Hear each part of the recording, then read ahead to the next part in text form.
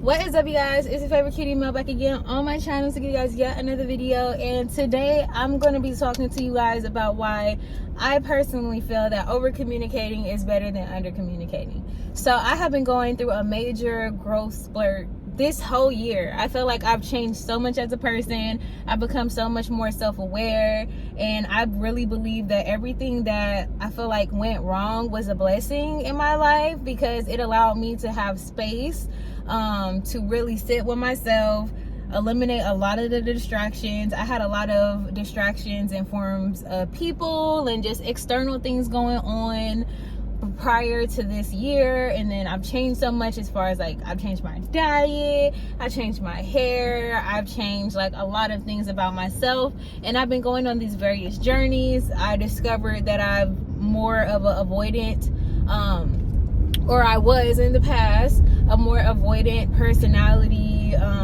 type. That's how I like attached and things, and how I handle communication about hard conversations.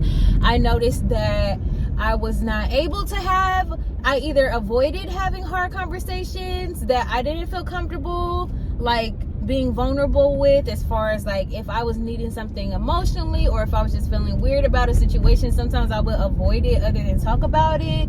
And I always thought in my head, and I had a perception of myself, that I was very like forthcoming about things. I was very direct, but it was more like an internal thing, a feeling, rather, and it wasn't really manifesting that way in the actual world. And it's crazy, because I'll share with you guys something else. Maybe I'll do that in a different video. But I had an old friend reach out to me and apologize to me. This is a friend that I had like a long time ago when I first started my business, Passion Fruits, when I first moved out here. But I'll talk to you guys about that later. But what I want to say is, like, I have intentionally been putting myself in positions to where if I feel a way that could make me feel passive aggressive about anything, if I feel like someone has done something to me and it makes me change how I feel about them, but I know that I still want to interact with this person, maybe there's some value that I'm still getting from the situation. If I feel like in my heart there's going to be any type of negative energy because of some type of miscommunication, potentially, I have been making a concerted effort to bring it up and to not hold on to it. So, okay, there was this instance where I'm going to call this person Alexa.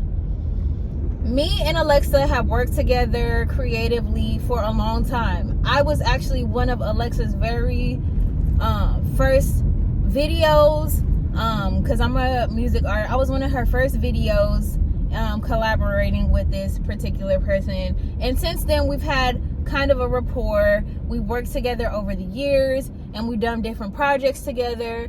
And I considered Alexa, I guess, like a work friend. I consider her cool. Like, I've changed my definition of what a friend is. So I'm not going to say that we've been friends, but we've been colleagues, like, you know, and we've had good energy with each other over the years. And I had noticed that I've had a certain kind of I developed a certain like resentment towards this person, because in our later years, closer to the recent, we had a situation where I was reaching out to this person like I normally do. I love to be a repeat collaborator. I love working with people that I consider to be friends, or just like acquaintances that I have developed some sort of like chemistry and work with. I just think it's fun. I do things because I think it'd be fun. I think it'd be cool. But being an artist, I also understand that sometimes like everything isn't always going to work out, and sometimes like collaborations, not every collaboration is going to happen, because just like, for instance, someone could make a beat for me, but that doesn't mean that when they send me the beat that I'm going to connect to it in a way that allows me to make meaningful art that's going to be fun for me to create too. I understand that, because I'm an artist. And this person is also an artist. So I understand that. But instead of this person being able to like communicate to me basically that they didn't feel like it was really a fit, and just flat out just be like, you know what, like I'm just not really connecting to it, and I don't want to just do things because the sake of doing things, or I don't want to just do things for money. I understand that. I completely understand that, because there's a lot of things that I don't do if I don't feel like it feels right, because to me that's a sign that maybe it should be someone else, you know, can better fulfill this role at this time, because I'm not connecting to it. But it ended up manifesting in a way that it seemed like this person was ghosting me, not really communicating. And there was a time before the last time that I reached out to this person where I had reached out to them after not hearing them, and basically communicated like I was upset because I felt like we was better than that. And I feel like that person took offense to it, because then they responded and was like, you know, what do you mean by that, and da da da da.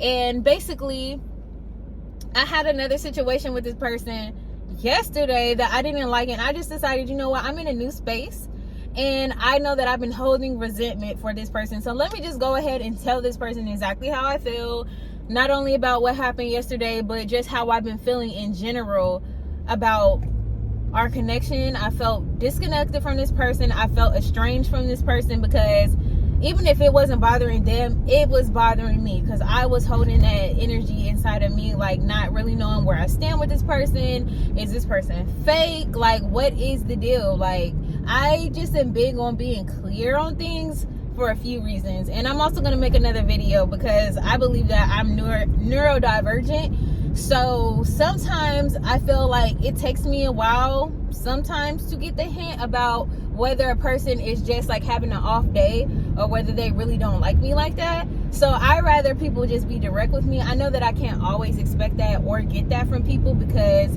you know, just like with me, for example, like sometimes it's just not easy, or it's not people's natural nature to be vulnerable and share things and talk about things that can be hard, because fear of maybe the person taking it the wrong way. Maybe you don't want to hurt their feelings, you know, maybe you don't know what to say, whatever the case might be. So I don't hold that against people now, because I understand now that I have a higher self-awareness how I have been that person in the past. But anyway, I went ahead and just brought it up to the person, and we had a back and forth, and we had an exchange, which I feel like was positive, because now I no longer feel weird around this person. I don't feel a resentment. I'm able to let go of the resentment. Reported ahead on North Pacific Coast Highway. I promise y'all, this only happens when I'm recording a video. This does not happen when I'm not recording a video in this car.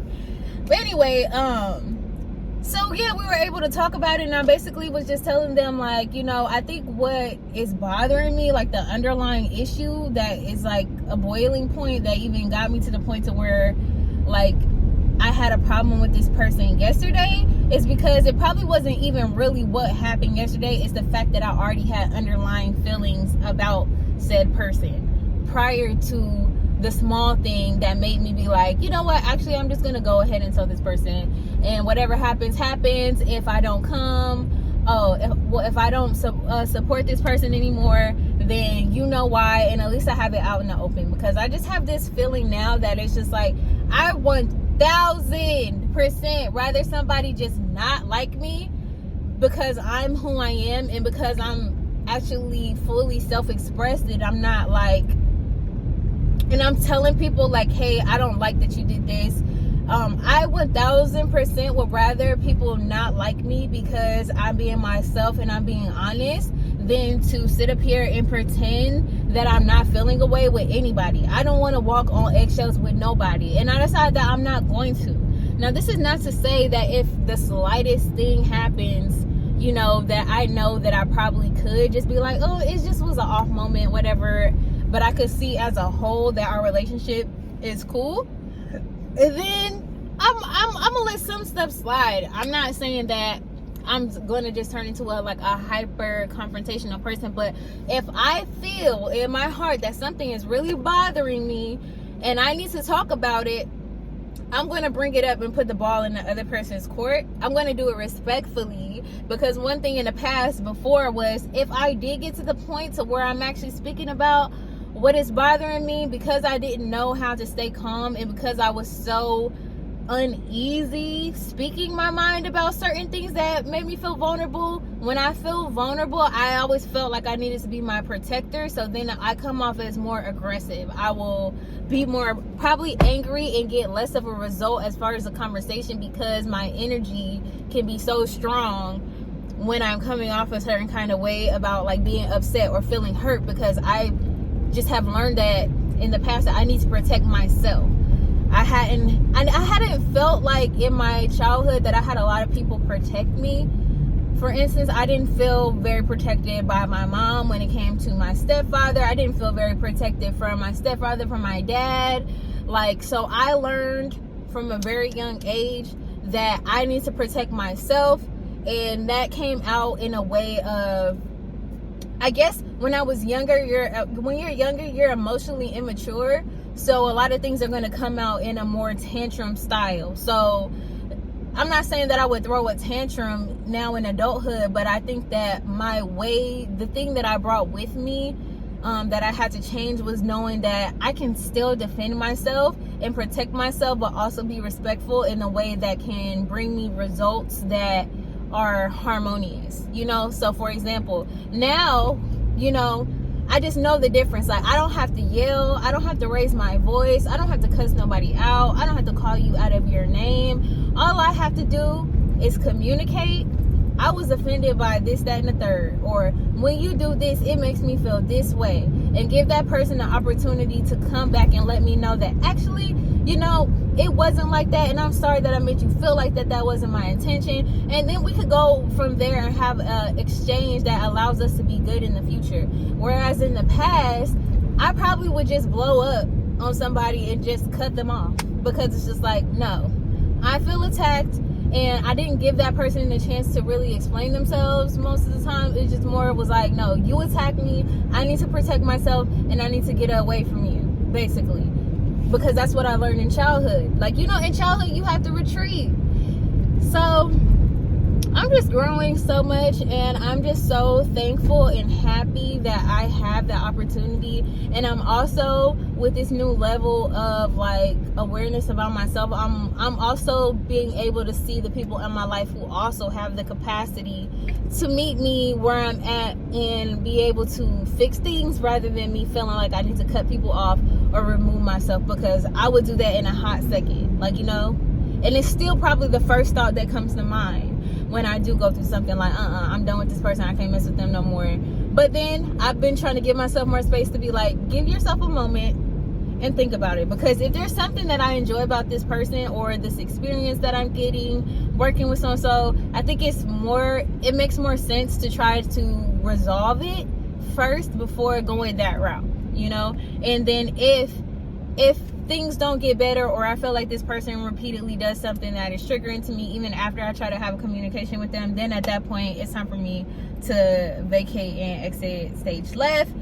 And I'm okay with that. But so far I'm realizing that, first of all, people care about me, they love me, they want me in their life, and they would rather communicate with me than me just cut them off. And that is unnecessary, and that, like, you know, I could still have beautiful relationships and probably even have even more meaningful relationships and get closer to the people around me as a result of being able to speak about things rather than to just cut off the relationship. So that's what I'm learning. Look at my nails, by the way, aren't they cute? That's what I'm learning. And I just wanted to come on here and share that, because I just feel like it's never bad to be reminded that things can get better with people, and before cutting them off. For some people, it's first nature. Like, if you have parents who role model healthy communication with you in conflict, or you were able to see your parents have healthy dialogue with other people in conflict and work things out and continue to have a friendship, then you probably don't have these problems. But if you didn't see that, or if you develop a complex where you feel like you need to protect yourself at all costs, like, then you might need to hear this. I needed to hear it. It's something that I needed to work on. So yeah, I even had a friend, I'll just go ahead and kind of share the story. I might go more in depth in another video, but I might not. But I had a friend who, like I said, I met when I first moved back to LA, and we're doing a lot of creative projects and stuff like that together. And it's just crazy because I'm just learning how to have better relationships, because a lot of the people that I'm friends with are also like creative, so I also end up working with a lot of my friends, and that can sometimes in the past create like a different dynamic that wasn't working. And I'm just happy now because I feel like this is so much better for me. But anyway, she reached out to me and basically told me that she apologized for not being a good friend. Like, she recognized the things that helped our relationship fail, and you know, instead of seeing it as just all my fault or everybody else is like saying something about you, she went ahead and just said that, you know, in the gist of it, she apologized for not being a good friend, and she thanked me for, you know, being graceful, even after, you know, obviously I was hurt by the situation. I don't even remember what happened because it was a while ago. I know that I just remember that at some point it just wasn't good, the friction was there, and we just kind of wasn't friends no more.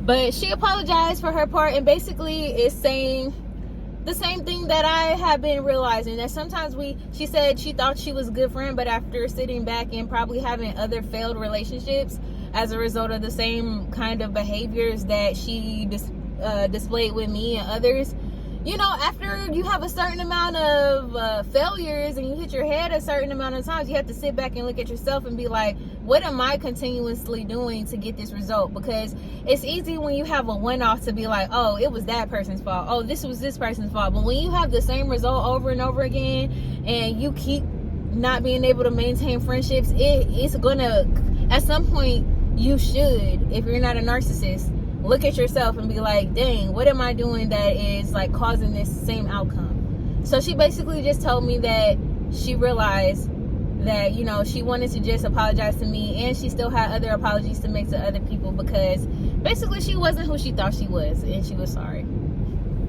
And I'm like, isn't that all of our story at the end of the day? And it encouraged me, because it made me feel okay with the fact that, you know, I have people that I probably need to reach out to and still have conversations with. 1000% I do. 1000%, especially after the year that I had last year. It was rough. I'm not gonna lie. It was hella rough. But seeing her do that, it made me feel good, because I'm just like, wow, like, one, I think it just is a reflection of the work that I'm doing, that someone would even come to me and give me that kind of respect to, you know, double back on me and apologize. But also, it just made me feel like, you know, everybody is going through this, and while some people just choose to let bygones be bygones, and then they just accept that, oh, this isn't good for me anymore, there are other people who, you know, are actually vulnerable and humble enough to admit that they were wrong. So, hold on, you guys. Actually, I'm just going to end the video here. I need to use my GPS. Love you guys so much. Affirmation of the day: you are wealthy, you are healthy, you are loved, and you are good enough. Bye.